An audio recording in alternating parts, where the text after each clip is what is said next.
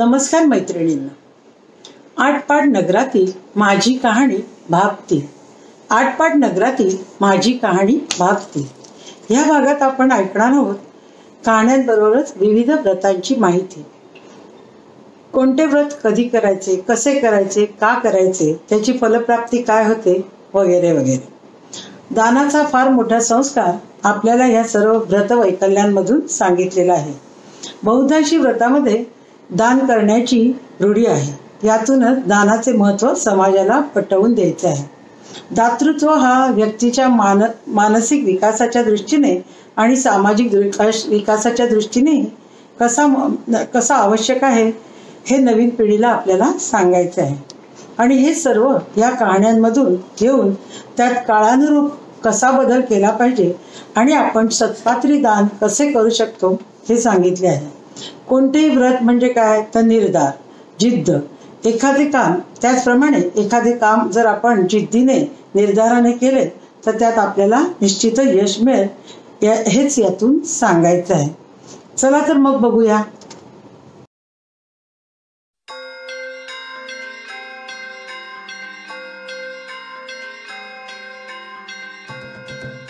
नमस्कार. श्री गणेशाय नमः. आज मी आपल्यासाठी घेऊन आले आहे एक गणपतीची गोष्ट, ज्या गोष्टीमध्ये आपल्याला समजणार आहे की गणपतीचा जन्म कसा झाला. एके दिवशी पार्वतीला आंघोळीला जायचं होतं, पण आजूबाजूला कोणी पहारेकरी दिसत नसल्यामुळे पार्वतीने आपल्या अंगावरील मळापासून एक मूर्ती बनवली आणि त्याच्यात प्राण फुंकले. ती मूर्ती जिवंत झाली आणि त्या मूर्तीला स्नानघराच्या बाहेर पहारेकरी म्हणून बसवलं आणि सांगितलं की कोणालाही आतमध्ये येऊ देऊ नकोस.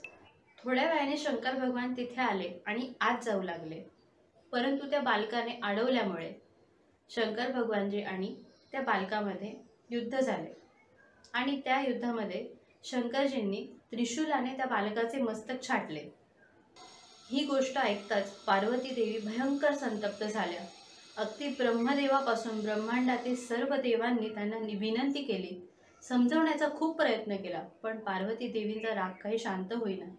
त्यावेळी शंकरजींनी ठरवलं आणि आपल्या गणांना आदेश दिला की पृथ्वी तलावर जो कोणी प्राणी पहिले दिसेल त्याचं शिर कापून घेऊन या. त्या आदेशानुसार गण गेल्यानंतर त्यांना सर्वात पहिले हत्ती दिसला. त्या हत्तीचे मस्तक घेऊन ते शंकरजींकडे गेले. शंकरजींनी त्या पुतळ्याला हत्तीचं मस्तक लावलं आणि जिवंत केलं. अशा प्रकारे हत्तीचं मस्तक म्हणजेच गज, हत्तीचं मुख असलेला आनंद म्हणजे मुख, गजानन असे आपण गणपतीला संबोधतो आणि तो दिवस होता गणेश चतुर्थीचा. अशा प्रकारे आपल्या गणपती बाप्पाचा जन्म झाला. म्हणूनच आपण त्या दिवशी अगदी मोठ्या आनंदात गणेश उत्सव साजरा करतो आणि सर्वजण त्या उत्सवाचा आनंद घेतो. याच गणेश उत्सवासाठी आपण बाप्पाला नेहमीच काही ना काही प्रसाद घेऊन जात असतो दर्शनासाठी जाताना. तर सर्वजणांनी मिळून हा प्रसाद खूप प्रमाणात आणला तर तो वाया जाऊ शकतो. त्यामुळे आपण बाप्पाच्या दर्शनासाठी प्रसाद म्हणून काही पैशांच्या रूपात आपण काही रक्कम दिली तर ही रक्कम काही गरजू व्यक्तींना किंवा चांगल्या कामासाठी आपल्याला त्याचा वापर करता येईल. हीच खरी आपली सेवा म्हणून आपण बाप्पाकडे रुजू करू शकतो. धन्यवाद. वसुदेव सुतं देवं कंसचाणूरमर्दनं देवकी परमानंदं कृष्णं वंदे जगद्गुरुं. आज मी तुम्हाला ऋषी पंचमीची कहाणी सांगणार आहे. ऐका ऋषींनो तुमची कहाणी. आटपाट नगर होते. तेथे एक ब्राह्मण राहत होता. तो खूप सुखासमाधाने शांतीने नांदत होता. एके दिवशी काय झालं, त्याची पत्नी शिवेनाशी झाली. तिने तसंच रजस्वला असताना सर्व स्वयंपाक केला व त्याचा तो स्वयंपाक तिच्या नवऱ्याने खाल्ल्यामुळे त्याला तो दोष लागला व पुढच्या जन्मी त्याला बैलाचा जन्म मिळाला, तिला पुत्रीचा जन्म मिळाला. देवाची करणी ते दोघंही मुलाच्याच घरी होते. एके दिवशी आईचं श्राद्ध आलं. मुलगा म्हणाला, आज आईचं श्राद्ध आहे, तू श्राद्ध करून टाक. त्याची बायको मोठी पतिव्रता होती. तिने म्हटलं ठीक आहे, मी आज श्राद्ध करून टाकते. तिने 4 कोशिंबिरी, 4 भाज्या, खीर पुरीचा स्वयंपाक केला व तिने खिरीचे पातेले एवढेच ठेवले. वरून सर्पाने गरम टाकले. ते पुत्रीने पाहिलं. तिला वाटले ही खीर खातील व मुलाला ब्रह्महत्येचं पातक लागेल. त्यामुळे तिने खिरीच्या पातेल्यात जाऊन तोंड घातले व ते सुनेने पाहिले. तिने जळतं लाकूड घेतलं, त्या कुत्रीच्या कमरेत घातलं. कुत्रीला वाईट वाटलं, ती बाहेर जाऊन रडू लागली. तोपर्यंत ते बैलही म्हणाला, आज मला पण मुलाने खूप मारलं आहे. तो कुत्रीला म्हणाला, तुला कशासाठी मारलं? तिने सांगितलं की तिने सर्व स्वयंपाक केला होता, खीर केली होती, त्यात सर्पाने गरबड टाकली होती, ते मी पाहिलं आणि ते खातील आणि आपल्या मुलाला ब्रह्मात्याचं पातक लागेल म्हणून मी ते खिरीच्या पातेल्यात घेऊन घातलं. ते मुलगा पाणी प्यायला आलेला होता. त्याने ते सर्व दोघांचं बोलणं ऐकलं. तो मनात दुःखी झाला, त्याला खूप वाईट वाटलं. तो रात्री उठला व त्यांना दोघांना खायला दिलं, प्यायला पाणी दिलं व तसा झोपी गेला. व सकाळी उठला तो घोर अरण्यात गेला. तेथे सप्त ऋषींचा मेळावा भरलेला होता. ऋषी म्हणाले, बाळा तू येथे कशासाठी आला? तो म्हणाला, माझ्या आईने रजस्वला असताना सर्व घरात स्वयंपाक केला, त्याच्यामुळे तो दोष वडिलांना नाही लागला. त्या दोषापासून त्यांची मुक्तता व्हायला हवी, त्याच्यामुळे मी काय केले पाहिजे? त्यावेळेस तो म्हणाला, भाद्रपद महिन्यात दीड पंचमी येते, त्याला ऋषी पंचमी म्हणतात, ते व्रत तू कर. असं व्रत तू 7 वर्ष केलं तर त्यांच्या पापापासून मुक्तता होईल. मुलाने ऋषी पंचमी आली व त्याने ते व्रत केलं. सकाळी उठला, 12 वाजता नदीवर आंघोळीला गेला, 7 ऋषींची पूजा केली, अंगाला आवळ्याचं उठणं लावलं, तिळीचं तेल लावलं, आघाड्याच्या गाड्यांनी त्याने दंतधावन केलं व अशी 7 वर्ष त्याने पूजा केली. त्याच्यातून त्यांच्या आईवडिलांना मुक्तता मिळाली. एक मोठं विमान आलं, ती सुंदर बैल होता, तो सुंदर पुरुष झाला. कुत्री होती, ती सुंदर स्त्री झाली. अशा याच्याने ते रजस्वलेचा त्यांचा दोष नाहीसा होऊन मुलाच्या पुण्याने त्यांना चांगला जन्म मिळाला व ते वैकुंठाला निघून गेले. व त्या मुलामुळे त्यांना मोक्ष मिळाला. ही 7 उत्तराची कहाणी. 5 उत्तरी संपूर्ण व याचा मध्ये अर्थ असा आहे की त्या मुलाने आई वडील मेलेले असताना सुद्धा एवढी सेवा केली व घोर तपश्चर्या केली. जर तुम्ही जिवंत असताना आई वडिलांना व्यवस्थित खाऊन पिऊन घालून जर समाधान दिले तर आई वडील आपल्याला चांगला आशीर्वाद देते.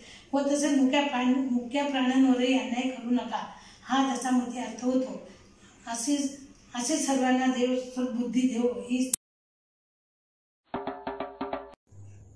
नमस्कार सखींनो, कहाणी हरितालिकेची. एके दिवशी शंकर पार्वती कैलास पर्वतावर बसली होती.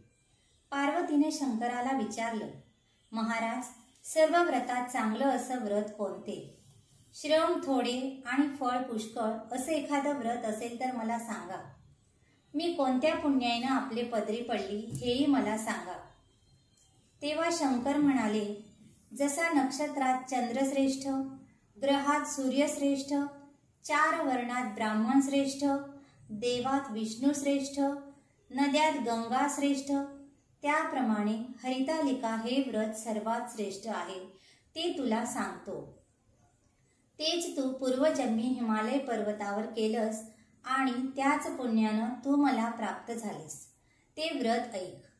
हे व्रत भाद्रपद महिन्यातील पहिल्या तृतीयेला करावं. ते तू पूर्वी कसं केलंस ते मी तुला आता सांगतो. तू लहानपणी मी तुला प्राप्त व्हावं म्हणून मोठं तप केलंस. 64 वर्ष तर झाडाची पिकली पानं खाऊन होतीस. थंडी, पाऊस, ऊन ही तिन्ही दुःख सहन केलीस.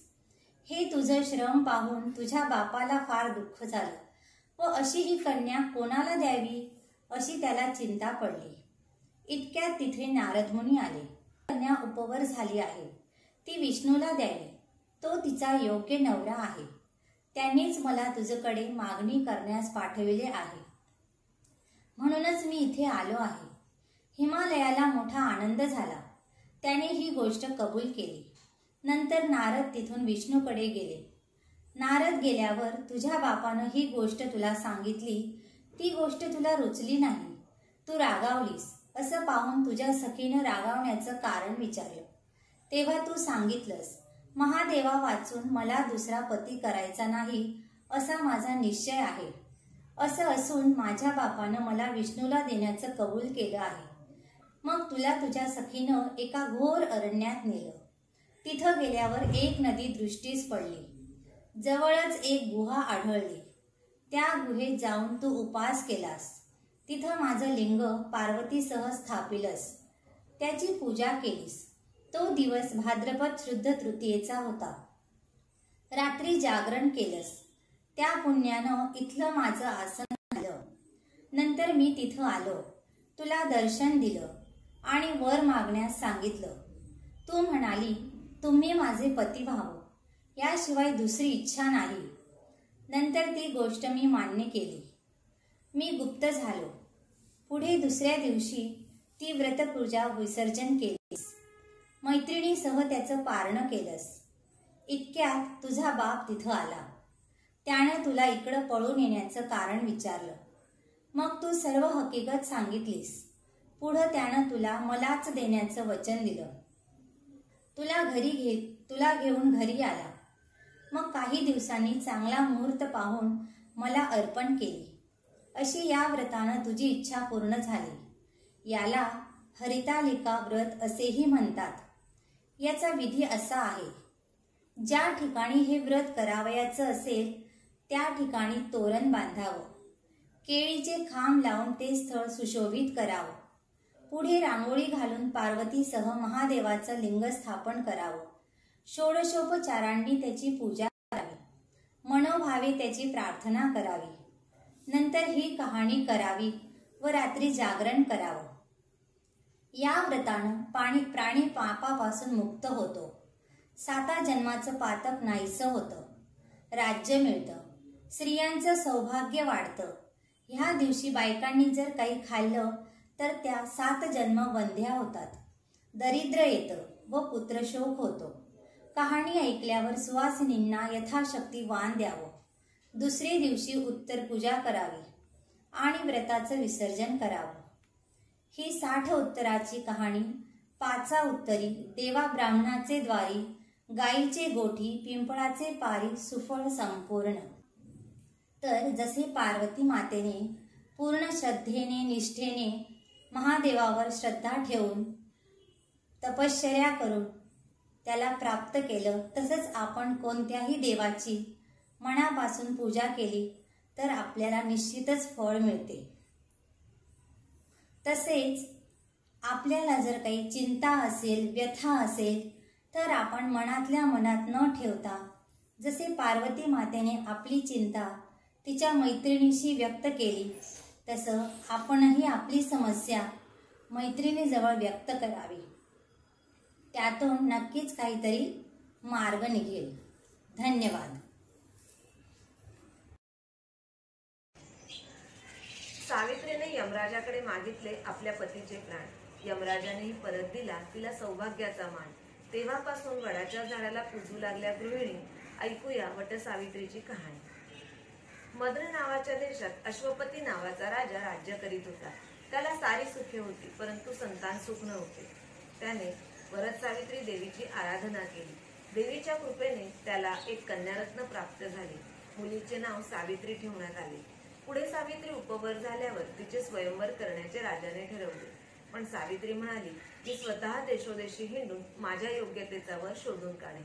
राजानेही ते मान्य केले आणि बरोबर सैनिकही दिले. भीमसेन राजाचा पुत्र सत्यवान हा तिने वर म्हणून पसंत केला. निर्वसित झालेला राजा राणी आणि सत्यवानासह अरण्यात राहत होता. सावित्रीचा निर्णय नारदांना कळला. त्यांनी सत्यवान गुणी आहे परंतु अल्पायुषी आहे. पुढील ज्येष्ठ पौर्णिमेस त्याचा मृत्यू आहे असे राजास सांगितले. राजाने आपल्या मुलीला दुसरा वर निवडण्याचा सल्ला दिला, पण सावित्री आपल्या निश्चयावर ठाम होती. तिने सत्यवानाशीच विवाह केला आणि ती पती व सासू सासऱ्यांबरोबर अरण्यात राहू लागली. तिथे तिने त्यांची मनोभावे सेवा केली. सत्यवान रोज अरण्यात लाकडे तोडण्यासाठी जात असे. ज्येष्ठ पौर्णिमेच्या 3 दिवस आधी तिने उपोषण केले. सत्यवान पौर्णिमेच्या दिवशी अरण्यात जाण्यास निघाला. त्यावेळी तीही बरोबर निघाली. सत्यवान म्हणाला, तुझे 3 दिवसाचे उपोषण आहे, तू येऊ नकोस. पण तिने ऐकले नाही. ती त्याच्याबरोबर गेली. सत्यवान लाकडे तोडून दमला. त्याला ग्लानी आली आणि तो बेशुद्ध पडला. सावित्रीने ओळखले, आता ही भयंकर वेळ आली आहे आणि तिने त्याला वडाच्या झाडाखाली नेऊन पदराने वारा घालू लागली. तेवढ्यात तिला यमराज आपल्या पतीचा सूक्ष्म देह नेत आहे असे दिसले. ती यमराजाच्या मागे जाऊ लागली. यमाने तिला परत जाण्यास सांगितले, पण ती म्हणाली, जिथे माझे पती तिथेच मी जाणार. सावित्रीची पतिनिष्ठा पाहून यमाला तिचे कौतुक वाटले. त्याने तिला पतीचे प्राण सोडून एखादा वर मागण्यास सांगितले. तिने आपल्या सासऱ्यांना दृष्टी मागून घेतली. त्यानंतर तिने अनेक धर्मवचने सांगितली, यमाची उत्कृष्ट शब्दात स्तुती केली आणि यमाकडून अजून 2 वर मिळवले.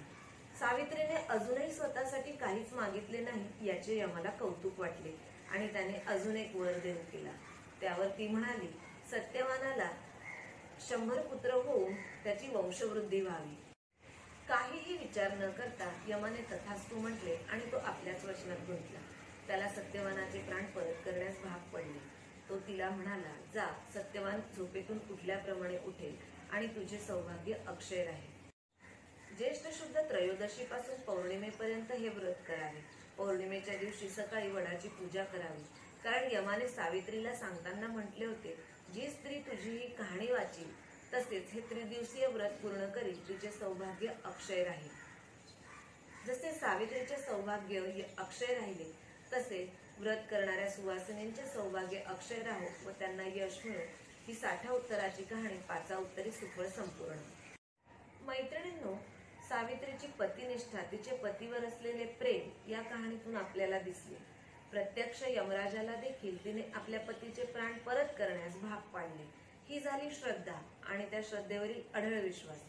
परंतु विज्ञाननिष्ठ दृष्टिकोनातून आपण विचार केला तर जगात सर्वात दाट सावली वडाचे झाड देते.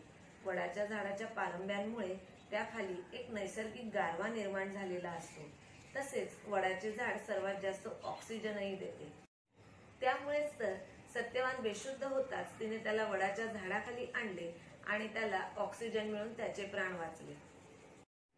म्हणूनच वडाची फांदी आणून वृक्षतोड करून त्याची पूजा करण्यापेक्षा प्रत्येकीने एकतरी वडाचे झाड लावून त्याचे संवर्धन करावे. त्यायोगे निसर्गाचा समतोल राखला जाईल. शतायुष्याच्या प्रार्थनेसह कृतज्ञतेचा हा सोहळा आहे. धन्यवाद.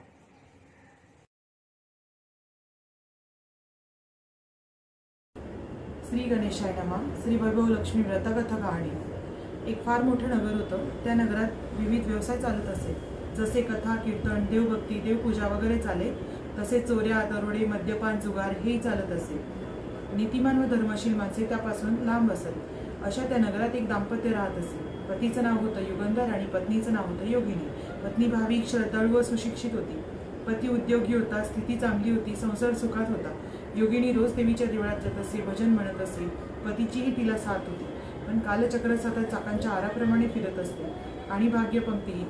युगंधराला आपण एकदम श्रीमंत व्हावे असे वाटू लागले आणि तो जुगारी बनला.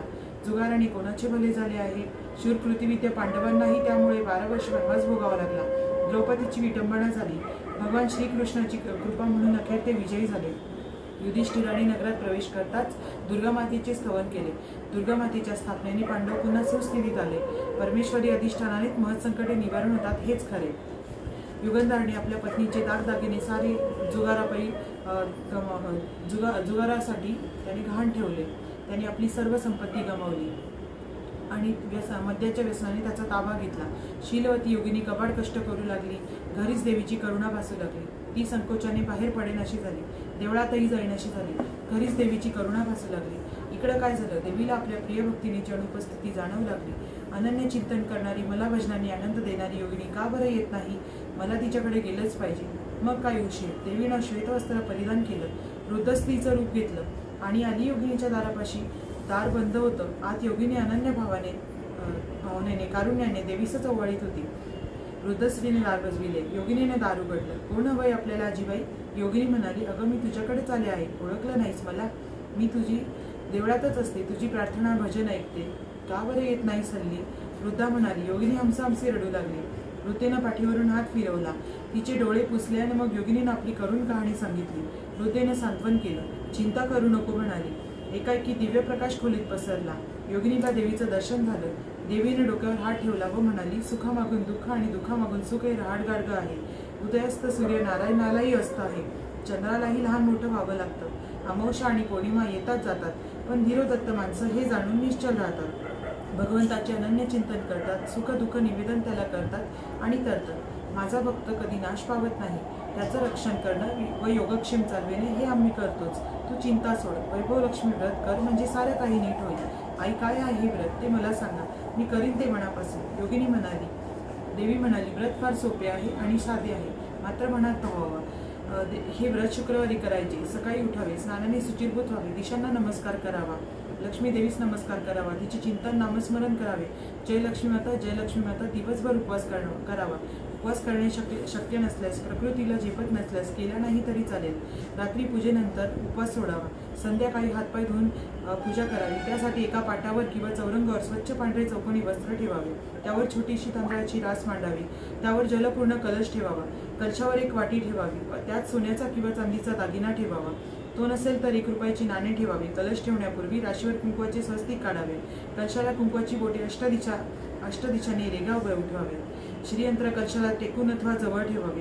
प्रथम दुपारी विड्यावर पाणी सोडून पूजन करावे. देवीस हळद कुंकू अतिसुगंधित देवीस श्रीयंत्रास अर्पावी. तांबडे फूल देवीस वाटीतील व श्रीयंत्रास व्हावे. देवीचा स्तवन श्लोक म्हणावा. आपली इच्छा देवीस सांगावी. प्रार्थना म्हणावी. गोडाचा नैवेद्य दाखवावा. महालक्ष्मी अष्टक म्हणावे. मग आरती करावी. आपल्या संकल्पामागे 11 किंवा 21 शुक्रवार असे पूजन करावे. शेवटच्या शुक्रवारी 5 किंवा 7 कुमारिका किंवा सुवासिनींना पाचारण करावे.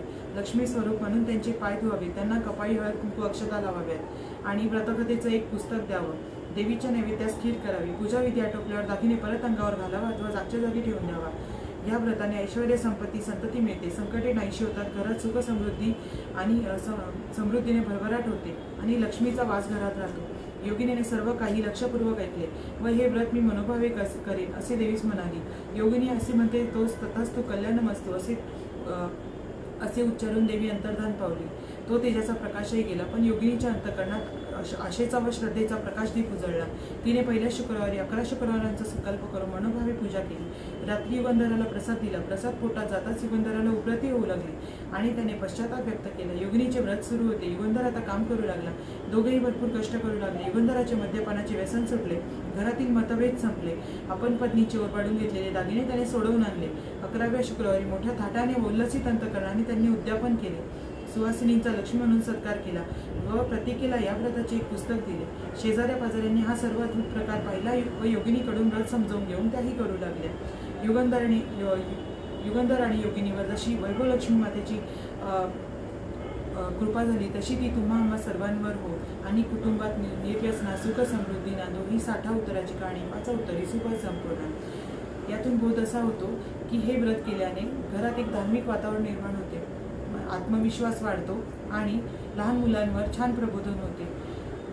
हे व्रत करताना लहान मुले शेजारी असतील तर त्यांना कहाणी ऐकून असे व्रत ऐकल्याने त्यांच्या मनावर असा परिणाम होतो की चांगले वाईट काय आहे, वाईट मार्गाने गेले तर काय होते.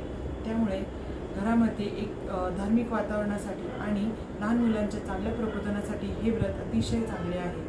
तेव्हा सगळ्यांनी हे व्रत करावे. साधे आहे आणि सोपे आहे. हे व्रत दर शुक्रवारी करायचे आहे. जय लक्ष्मी माता.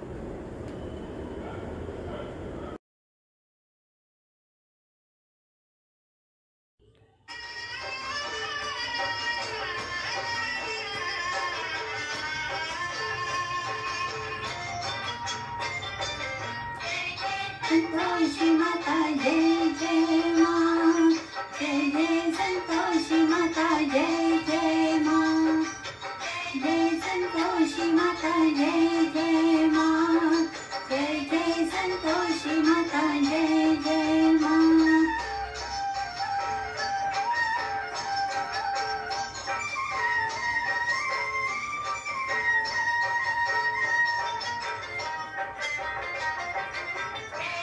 संतोषी माता जय जय माँ, जय जय संतोषी माता जय जय माँ.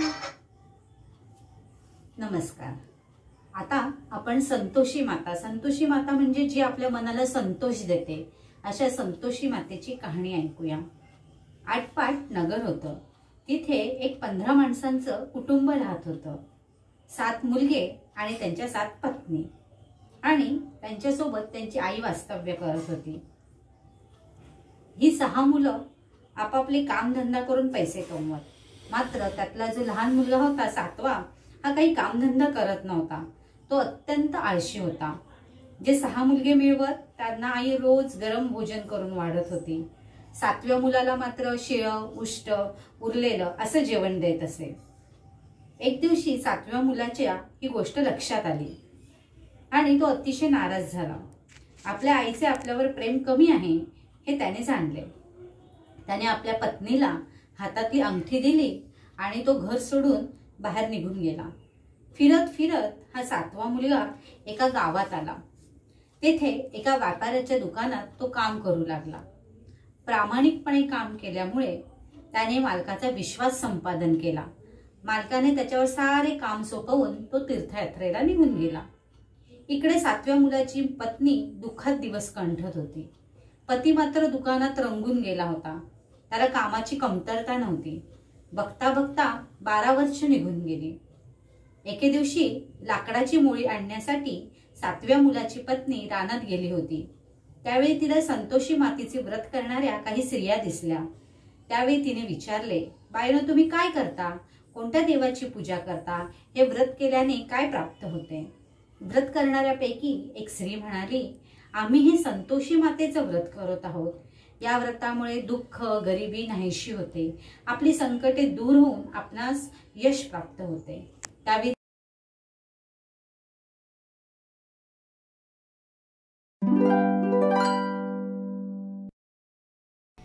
वन्देऽहं शीतला देवीं रासस्थान दिगम्बरां मार्जनी कलशोपेता शूर्पालंकृतमस्तकम्.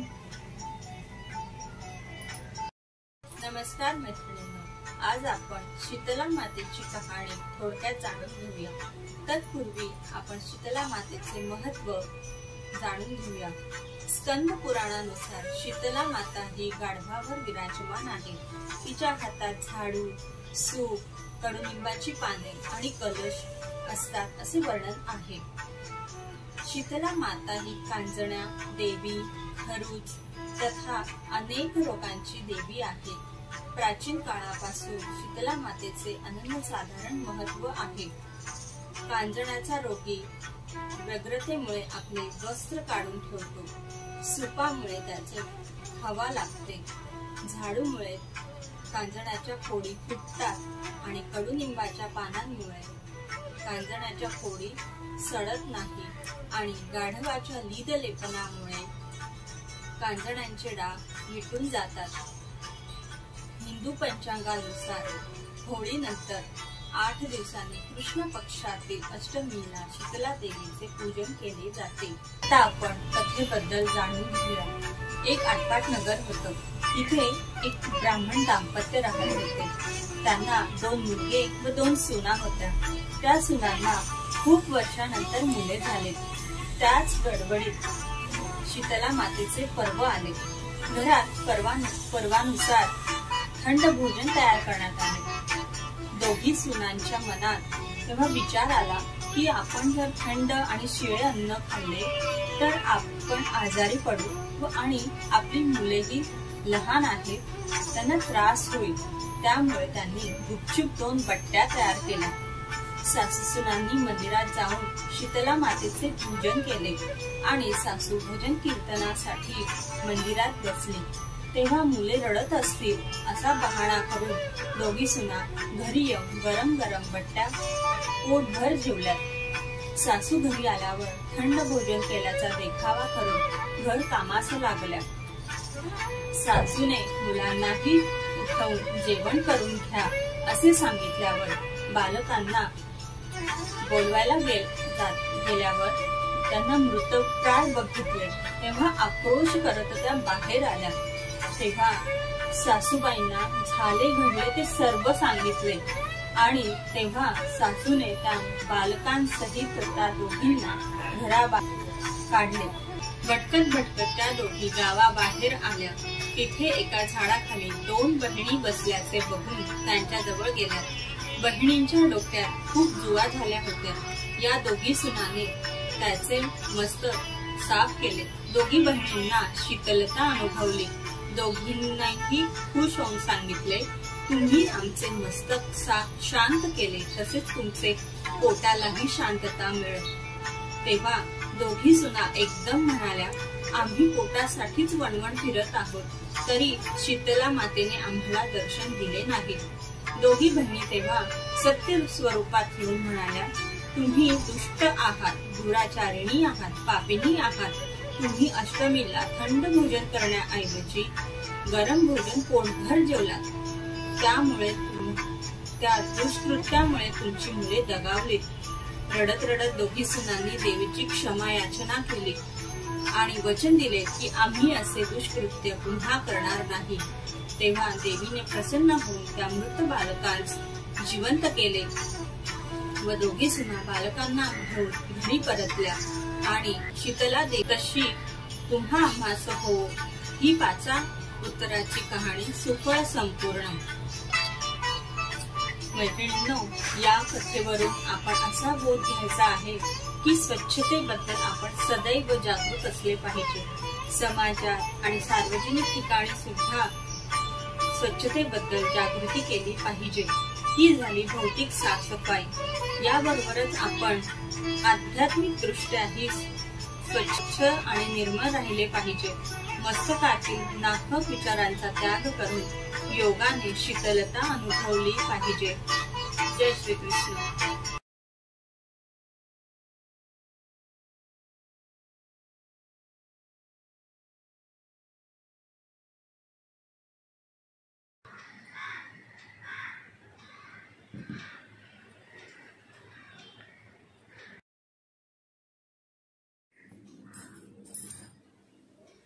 कामधेनु गायत्री मंत्र. ओम शुभ कामाय विद्महे कामधात्री च धीमहि तन्नो धेनु प्रचोदयात. मैत्रिणींनो, मी तुम्हाला आज वसुबारसेची कहाणी सांगत आहे. आटपाट नगर होतं. तिथे एक कुंब्याची म्हातारी बाई होती. तिला एक सून होती, गाईगुरं होती, म्हशी होत्या, गव्हाळी मुगाळी वस्त्र होती. एके दिवशी काय झालं, अश्विन मास आला. पहिल्या द्वादशीच्या दिवशी म्हातारी सकाळी उठली व शेतावर जाऊ लागली. सुनेला हाक मारली. सून आली. सुनेला सांगितले की मी शेतावर जाऊन येते, मी दुपारी येईन. तू माडीवर जा आणि गव्हाचे मुगाचे दाणे काढ, गव्हाचे मुगाळे शिजवून ठेव असं सांगितलं व शेतावर निघून गेली. तिनं गहू मूग काढून ठेवलं, खाली आली, गोठ्यात गेली. गव्हाळी मुगाळी वस्त्र उड्या मारीत होती. त्यांना तिने ठार मारलं व शिजवून सासूची वाट बघत बसली. दुपार झाली तशी सासू घरी आली. सुनेनं पान वाढलं होतं. सासूने बघितलं.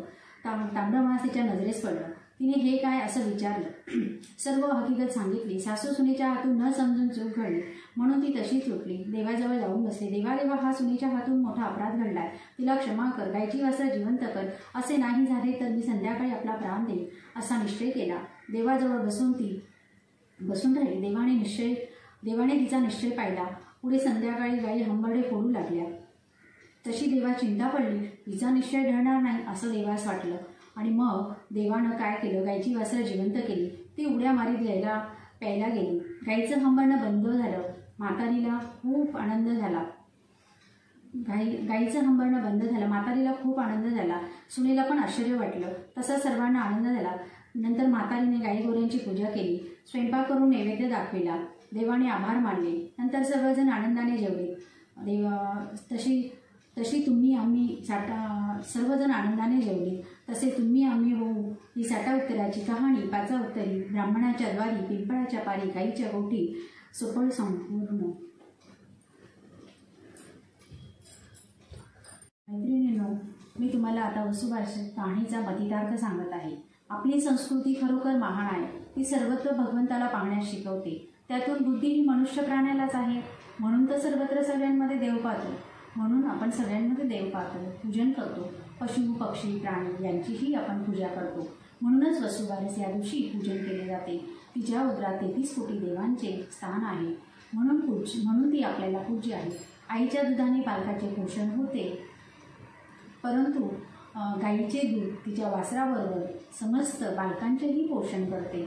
म्हणूनच तिला गोमाता असे म्हटले जाते. तिच्या शेणापासून व गोमूत्रापासून अनेक औषध तयार केली जातात. यज्ञाच्या आहुतीसाठी गोवऱ्यांचा उपयोग होतो. गाईचे दूध मधुर व पचण्यासारखे असते आपण गोपालन केले तर आपल्याला तिची संगत व पंगतही मिळते, त्यासाठी भाग्य लागते. उदाहरणार्थ गाईच्या स्तनाजवळ कायम गोचड राहते, पण तिला गाईच्या दुधाचा स्वाद घेता येत नाही. म्हणूनच संगत मिळते पण पंगत म्हणजेच दूध मिळत नाही. म्हणूनच आपण आपल्याला जी शक्य आहे ती गायची सेवा केली पाहिजे. उदाहरणार्थ गोशाळेसाठी आपण शक्य ती मदत करावी. गोहत्या आपण थांबवली पाहिजे. गोमातेचे रक्षण केले पाहिजे, म्हणजे आपली संस्कृती टिकून राहील.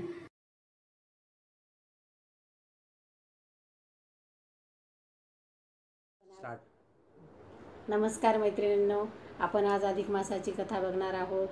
वसुदेव सुतं देवं कंसचानूरमर्दनं देवकी परमानंदनं कृष्णं वंदे जगद्गुरुं. कथा अधिक मासाची. एकदा महातपस्वी भगवान नारायण लोककल्याणासाठी तपश्चर्याला बसले असता तेथे नारद मुनींची स्वारी आली. त्यांना भगवंतांनी तेथे येण्याचे कारण विचारले. तेव्हा नारद मुनी म्हणाले, नारायणा, दरवर्षी वर्षाचे 12 महिने येतात, परंतु दर 3 वर्षांनी हा 13वा महिना येतो कसा? त्याची उत्पत्ती कशी झाली? कृपा करून मला याविषयी सविस्तर माहिती सांगावी. त्यावर भगवान म्हणाले, महर्षी, विश्वाचे कल्याण हे सत्कृत्य आणि दुष्कृत्य यांच्या प्रमाणावर अवलंबून असते. परंतु सध्या पापाचे प्रमाण खूपच वाढले आहे. या पापाचा भार सहन होत नाही अशी 12 महिन्यांची खूप दिवसांपासून तक्रार होती. म्हणून या 12 महिन्यांनी आपल्या पोटातील पापाचा 3रा हिस्सा बाहेर काढून टाकला. त्यांचा पापभार कमी झाला आणि त्या पापापासून 13व्या महिन्याची म्हणजेच अधिक मासाची उत्पत्ती झाली. पापापासून उत्पत्ती झाल्यामुळे याचे नाव मलमास किंवा मलिन मास असे पडले. परंतु भगवान नारायण व पुरुषोत्तम श्री कृष्ण यांच्या आशीर्वादाने पुढे हा अधिक मास पवित्र पुरुषोत्तम मास बनला. अधिक मासात तीर्थयात्रा, तीर्थस्नान, जप, पूजा, ऋचा, उपवास अशा प्रकारचे धर्माचरण केल्याने पुण्याचा लाभ होतो. जीवनाचे सार्थक होते. पुरुषोत्तम व्रत केल्याने जीवन सुखमय, शांतिमय व आनंदी होते. पुरुषोत्तम व्रत पाळणाऱ्या स्त्री पुरुषांनी एकभुक्त राहावे व दररोज पुरुषोत्तम व्रताची कथा ऐकावी किंवा वाचावी. पुरुषोत्तम व्रताच्या कथेच्या श्रवणाने किंवा पठणाने भगवान पुरुषोत्तम प्रसन्न होऊन भक्तांचे कल्याण करतात असे शास्त्रात वर्णिलेले आहे. आपल्याला शक्य होईल तेवढे सत्कर्म करावे, पुण्यकर्म करावे. अधिक मास म्हटला की आपल्याकडे लेक जावयाला, भाचा-भाचीला वाण देण्याची प्रथा आहे. यात 33 प्रकारचे पदार्थ, वस्त्र, धातू अशा स्वरूपात आपण दान करतो. आजकाल मुलींना आपण उच्च प्रकारचे शिक्षण देऊन स्वावलंबी बनवतो. त्यामुळे लेक जावयाला हे सर्व देण्याची गरज आहे का? त्याऐवजी आपण जर काळानुसार बदल केला तर त्याप्रमाणे एखाद्या अनाथाश्रमात, वृद्धाश्रमात यथाशक्ती दान केले अथवा एखाद्या गरीब विद्यार्थ्याला शिक्षणासाठी मदत केली, एखाद्या समाजोपयोगी कार्यात सढळ हाताने मदत केली तर आपल्या हातून सत्कर्म, पुण्यकर्मही घडेल. आपल्याला पुढील पिढीसाठी आदर्शसुद्धा राहील. भारतीय संस्कृतीचे संवर्धन पण होईल व सर्वात महत्त्वाचे मानसिक समाधानही लाभेल. धन्यवाद.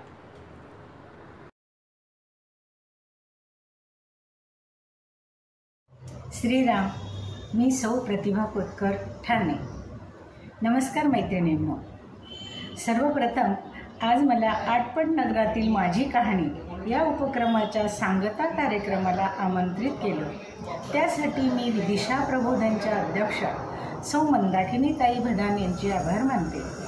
श्रावण महिना हा अतिशय पवित्र मानला जातो. ह्या महिन्यात भरपूर सण उत्सव साजरे केले जातात. त्यातूनच या कहाण्यांच्या कथनाच्या कार्यक्रमाने सर्वांचे मनोरंजन तर झालेच, परंतु आपल्या संस्कृतीचे महत्त्वही वाढले. यामुळे पुढील पिढीला चालना व ज्ञान मिळेल. महिलांच्या सप्तगुणांना वाव मिळाला. त्यांनी उत्साहाने भाग घेतला. त्यांनी कहाणी सांगताना अध्यात्म व विज्ञान याची सांगड घातली. खरोखर सर्व महिलांचे कौतुक करावे तेवढे थोडेच आहे. संस्कृती टिकवून ठेवण्यात महिलांचा सिंहाचा वाटा आहे. म्हणूनच पूजनीय दादाजी म्हणतात, भगवंताने निर्माण केलेली कलाकृती म्हणजे स्त्री. यत्र नार्यस्तु पूजन्ते रमन्ते तत्र देवता. ज्याप्रमाणे झाशीची राणी लक्ष्मीबाई यांनी हळदी कुंकू कार्यक्रमानिमित्त महिलांना संघटित केले व कर्तव्याची जाणीव करून दिली, त्याप्रमाणे लॉकडाऊनमध्ये सर्व निराशेचे वातावरण असून सुद्धा आपल्या सौ मंदाकिनी ताई यांनी मुलांसाठी, महिलांसाठी विशेष दिवसांचं औचित्य साधून विविध उपक्रम राबविले. त्यात संस्कार धन, रामरक्षा, मारुती स्तोत्र पठण, हरिपाठ इत्यादी कार्यक्रम राबविले. त्यामुळे ठाणा ग्रुप आघाडीवर आहे. सर्वांमध्ये मंदाकिनीताईंनी स्नेहभाव वाढविला, एकमेकात जोडले गेले. एकत्र कुटुंबाचा भास होतो हे पाहून, त्यांची सर्व प्रगती पाहून मनाला खूप आनंद वाटतो. अशीच त्यांची खूप भरभराट हो हीच सदिच्छा. श्री जन्म म्हणजे स्वाभिमान, एक आत्मसन्मान. मोकळ्या आकाशात तिला उंच झेप घेऊ द्या व तिची झेप व तिची प्रगती डोळे भरून पाहू द्या. लॉकडाऊन कोरोना काळात लाभली विदिशा प्रबोधांची संगत. लॉकडाऊन कोरोना काळात लाभली विदिशा प्रबोधांची संगत. विज्ञान व अध्यात्म मिळून सांस्कृतिक कार्यक्रमांची सौ मंदाकिनी ताईंनी दिली पंगत. सांस्कृतिक कार्यक्रमांची सौ मंदाकिनी ताईंनी दिली पंगत. ह्या विविध उपक्रमाची पर्वणी पाहून सर्वांनाच वाटली गंमत जम्मत. पुनश्च एकदा विदिशा महिला सर्व सदस्यांचे व अध्यक्षा सौ मंदाकिनी ताईंचे खूप खूप अभिनंदन.